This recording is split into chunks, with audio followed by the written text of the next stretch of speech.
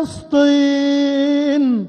اللهم إنهم حفاة فاحملهم، وجياع فأطعمهم، وعراة فاكسهم، ومظلومون فانصرهم، ومظلومون فانصرهم، ومظلومون فانصرهم. يا ناصر المستضعفين، يا مغيث المستغيثين، اللهم أنزل عليهم غوثك ولطفك ونصرك يا رب العالمين. اللهم عليك بأعدائك أعداء الدين، فإنهم لا يعجزونك.